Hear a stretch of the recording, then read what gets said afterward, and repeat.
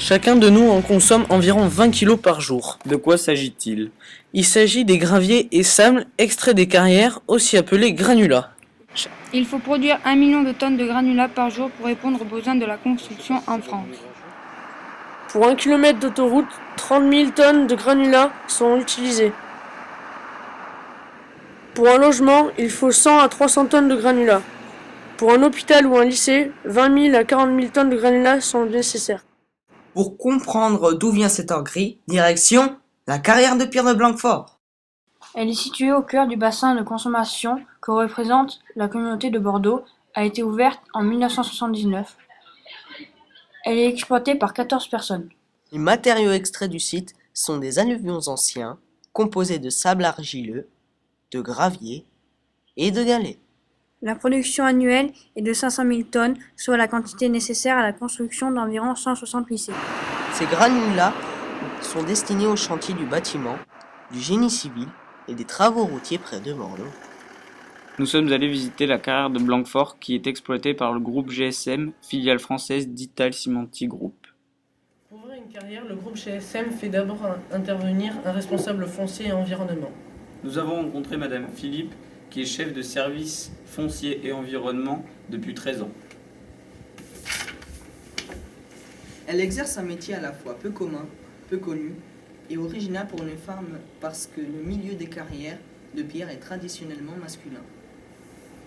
Quel parcours d'études vous a conduit à faire ce métier?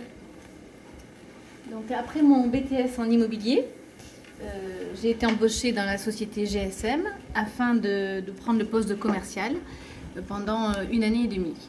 À ce titre, j'ai été la première femme en France à occuper ce poste, ce qui était traditionnellement réservé aux hommes. À la suite de quoi, on m'a proposé un poste de foncier et actuellement, l'évolution m'a permis de devenir chef de service foncier et environnement.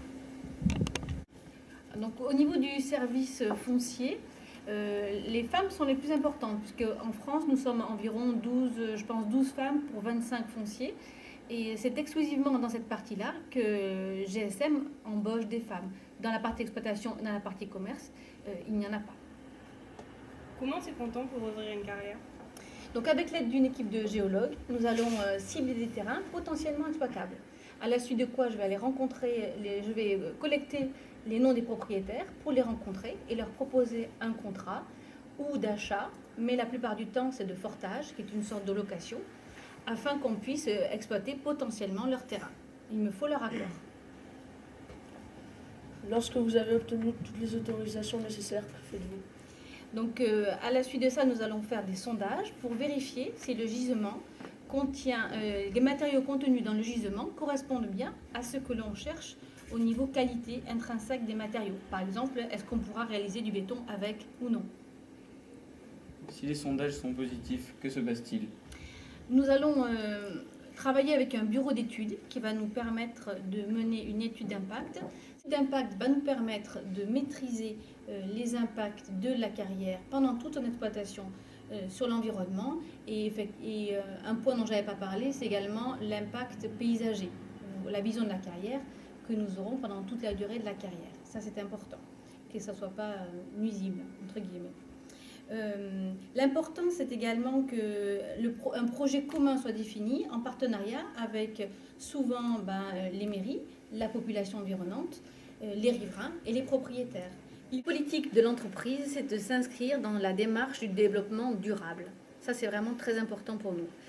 Nous mettons en place sur la majorité de nos carrières depuis 5 ans la norme ISO 14001, qui est une norme de démarche de progrès environnemental. À quel moment l'exploitation peut-elle commencer? Donc une fois le dossier d'impact déposé en préfecture, il faudra attendre une année qui correspond à l'instruction du dossier. Au bout d'1 an, on passera en commission des carrières et cette commission des carrières qui regroupe une quinzaine de départements administratifs validera notre projet et nous donnera l'autorisation d'exploiter la carrière. C'est un arrêté préfectoral.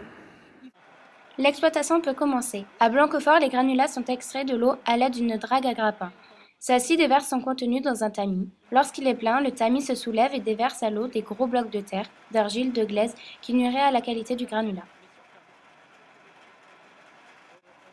La bande transporteuse permet d'amener les cailloux jusqu'à la zone de traitement. Ce moyen de transport est plus écologique que l'utilisation des camions. Il génère moins de pollution et fait moins de bruit. Après un voyage de 2 km, le granulat arrive à l'installation de traitement où il sera d'abord concassé, criblé, trié en fonction de la granulométrie souhaitée. Il est ensuite stocké selon sa granulométrie. Le granulat va pouvoir être vendu. Avant la livraison, le camion doit être posé à vide sur un pont bascule, puis il revient avec sa charge de granulat. Il est alors pesé de nouveau avant de partir chez le client. Quel est votre rôle pendant l'exploitation?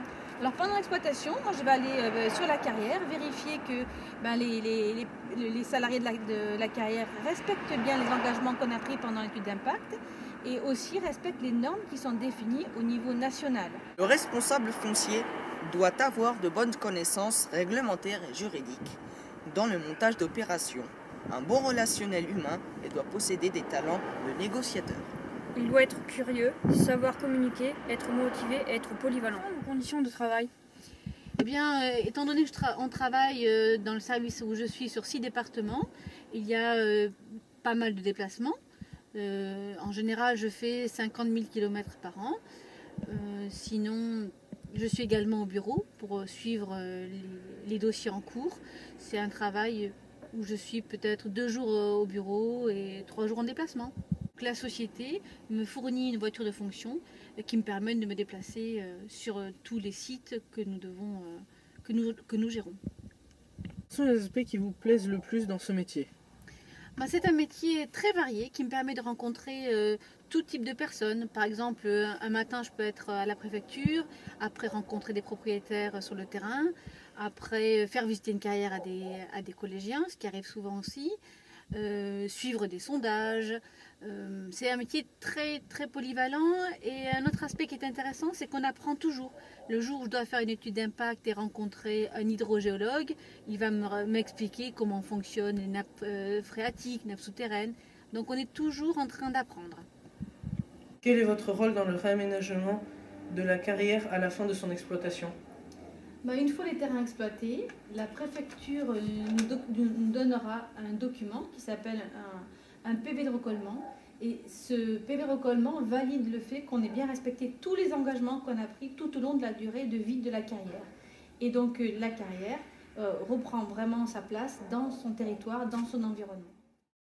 À la fin de l'exploitation, des paysagistes réhabilitent le terrain. Ils utilisent pour cela les terres végétales retirées avant l'exploitation et soigneusement conservées.